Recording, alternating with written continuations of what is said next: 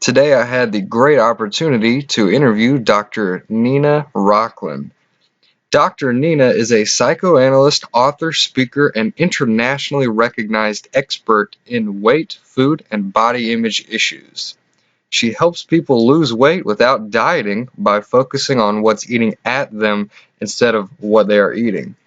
In addition to her private practice, she writes an award-winning blog, Make Peace with Food, hosts a popular podcast, Win the Diet War with Dr. Nina, and offers food for thought on her video series, The Dr. Nina Show. Her book on the treatment of eating disorders will be available in December. In this short interview podcast, Dr. Nina and I have an absolutely fascinating conversation about mindful eating. So without further ado, here is my interview with Dr. Nina Rocklin. I'm really interested in the concept of mindful eating because it's something that has really helped me, and it's something that I think could help a lot more people if they became more aware of it. And so for the people who may not be, completely aware of what mindful eating is, mindful eating means to remove any distractions that may prevent you from focusing on the act of eating and being presently aware of any thoughts or emotions that may arise while you're eating. And mindful eating has just been very helpful to me because I was once prescribed Adderall 3 times a day, and it really caused my appetite to be greatly suppressed. Whenever I'm taking, a medication, a powerful stimulant medication like that 3 times a day, there was really never like a sober moment for me to even consider the side effects that were taking place, both mentally and in my physical body. So mindful eating allowed me to become more aware of my extremely unhealthy eating habits, and so I became more interested in finding healthy and natural ways to start to help my focus, to help my ADD that I was prescribed this medication for, and I started meditation.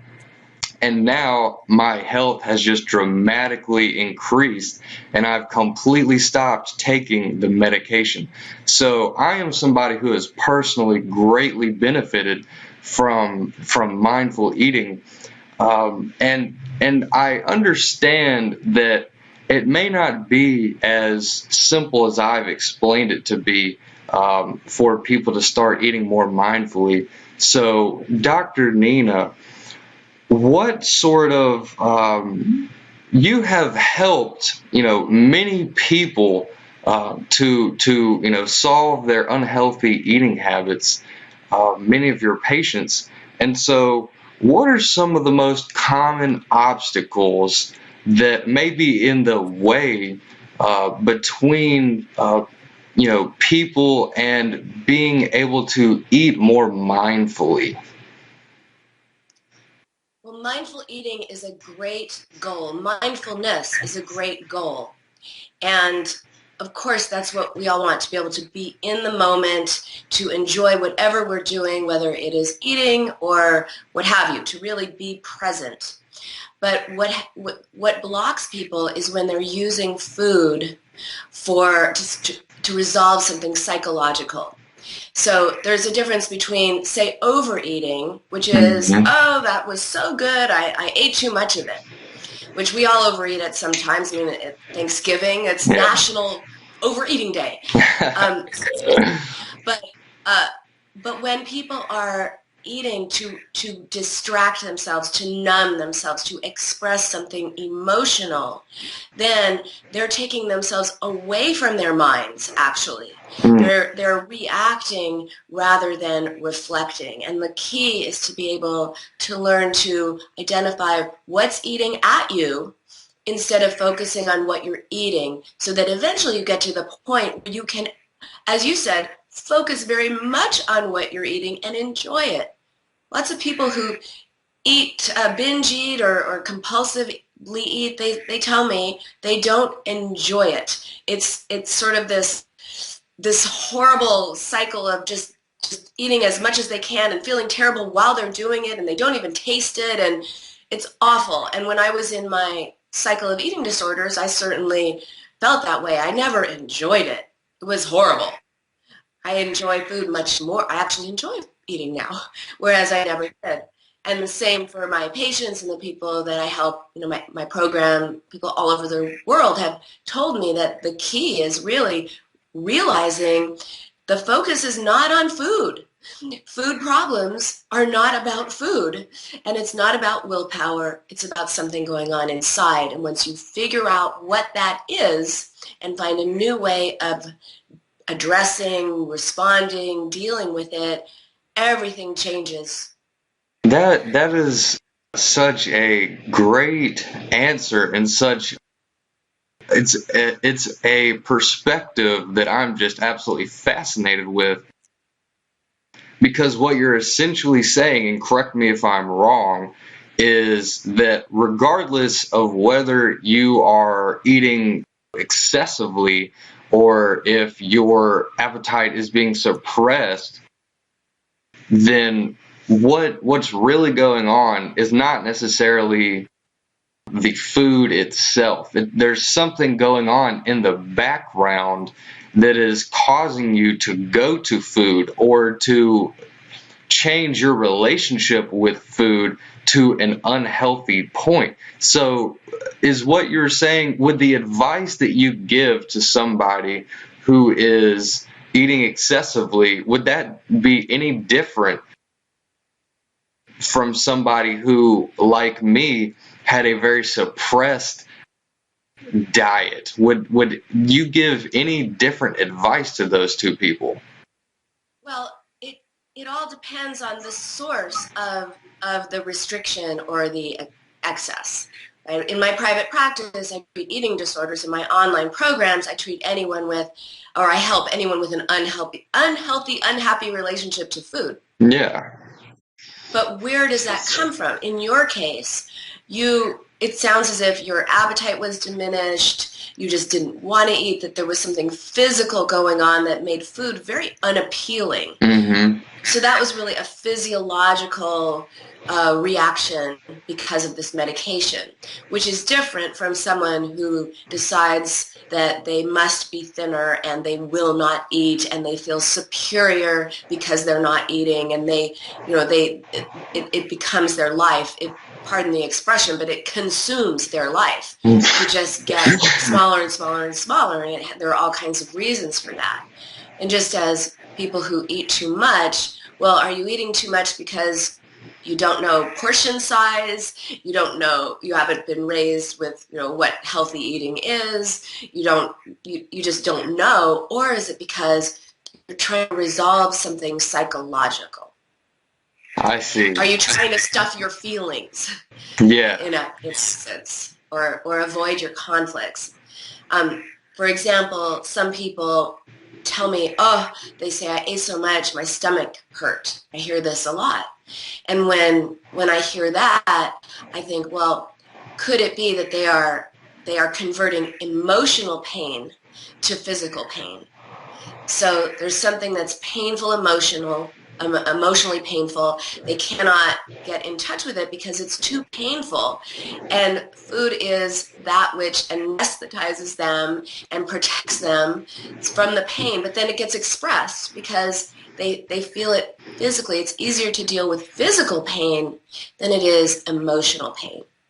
And the other thing that people tell me a lot is that they're addicted to food. They tell me that it's all in your brain, and this is where you come in with the mind, because yes, we have brains, and the theory of food addiction points to the levels of dopamine and all of the reactions in our brain when we eat sugar, and people say, aha, see, it's an addiction. But what they don't know is that your brain lights up in exactly the same way with anything involving pleasure, whether it's Mm. food, whether it's video games, whether it's music, whether it's hanging out with friends. It has the same effect.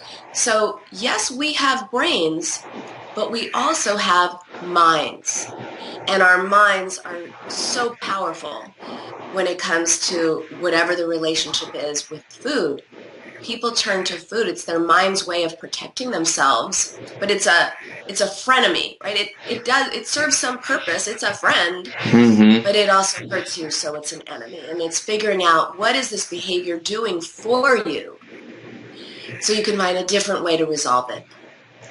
Absolutely. I mean, again, that's just, great answers. I just enjoy having these conversations with you because you have such an interesting perspective that is so different from what is from how people think that they can solve their problems with eating. It's not something that can necessarily be solved with a solution on the outside. It's something that has to be fixed on the inside, for you to, at the core of your being, be the person who eats healthy and doesn't have the mental sort of perspective that they need to eat to solve their problems, or to stop any boredom that they may be experiencing, or to fill some sort of void, where they might be feeling depressed, and eating allows them to get their mind off of the depression momentarily.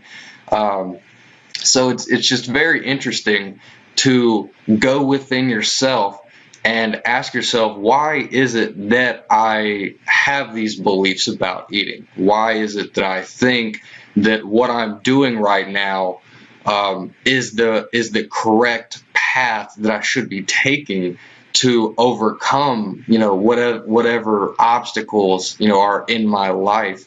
And so I sort of just want to ask you, um, what what is your advice to allow somebody to become more prepared to look inside themselves? Because I know that we've had a discussion about this before.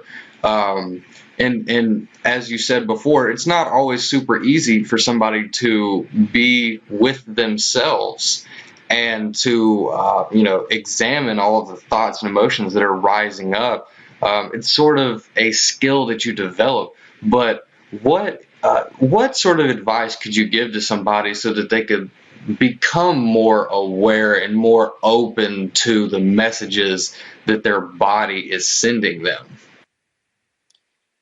Yeah, most people know that turning to food is not a good way to resolve their problems, but often they don't even know why they're being triggered. And I want to tell you a brief story about one such patient who came in and told me. I'm going to answer your question in a little bit of a roundabout way. Okay, great. But so a patient came in, and her name is Jenna, or I'm calling her Jenna, and she said, "Dr. Nina, maybe your other people are dealing with emotional conflicts and they're turning to food for that reason." But she told me that she was a food addict and that she could prove it. I said, Hmm. "Oh, you can prove it? Well, I'm listening." So she told me that the night before she'd had a great day. Everything had gone very well. She was chilling out. She was watching TV. Everything was fine. And as she put it, Ben and Jerry's started calling her name. Just calling my name. She said, "I'm addicted to Chunky Monkey." That was fine. I said, "Well, what were you watching on TV?" She said, "Charmed, my favorite show." Her favorite show, which she said, "See, everything was good." She was happy. So then I started asking her what was going on in the episode. And she told me it was the episode where the devil comes and the sisters start fighting and everything gets very contentious. And then she stopped and she said, "Oh," because at that moment, she realized that watching this show had activated her own sister issues. And before she could even realize that she was being triggered, she went to ice cream, to Chunky Monkey, to distract herself. And then she got mad at herself for eating ice cream. But who's she really mad at in her life? Her sister. So you have to recognize the power of our minds to protect ourselves from pain, which is, oh, don't feel that sister anxiety, eat ice cream. So what I do is I tell people that the actual food they are craving, because everyone usually has one type of sort of go-to food. Some people say, well, I'll eat whatever's in the fridge, but they usually have some go-to. And whatever you're turning to in that moment is a clue as to what is eating at you. So for instance, with Jenna and Chunky Monkey, she was very upset and needed comfort. It's a very upsetting situation with her sister. So ice cream is correlated to a need for comfort and soothing and that kind of thing. People who turn to bread, pizza, pasta, sort of bulky, filling food, that is associated with emptiness and filling a void. So if you turn to that, maybe you have to deal with the loneliness in your life. Maybe there's some dissatisfaction that you don't want to look at, that's hard to look at, that you're distracting yourself from with food. And the last category is any food with a crunch, any chips, chips and chips. Anything with a crunch, that is correlated to anger. So the first step is to really look at what are you eating and what does that tell you about what's going on inside. Because chances are, like Jenna, you've gotten so good at turning to food, you don't even know what's going on inside. You think you're being triggered by food. Really, there's some unconscious trigger, unconscious meaning out of awareness, but not out of operation. Jenna didn't know she was getting all bothered about her sister. She didn't know it, but it was still in operation. She had to go to the distraction of ice cream. So as a psychoanalyst, that's what I help people do, is recognize what's hidden from them that is still affecting them. And then once it's out in the open, once you realize, oh, the problem is this. For Jenna, the problem is her unresolved relationship with her sisters and her hurt and her anger and everything. When you deal with that, then you don't need to turn to ice cream to avoid it because you're dealing with it. I wanted to thank Dr. Nina for allowing me to interview her, and I wanted to remind everyone that if they want to learn more about Dr. Nina, they can go to her website at winthedietwar.com. And if you'd like to learn more about me, you can visit my website at forrestneal.com. Thank you guys, and I am super excited to see you guys in the next podcast.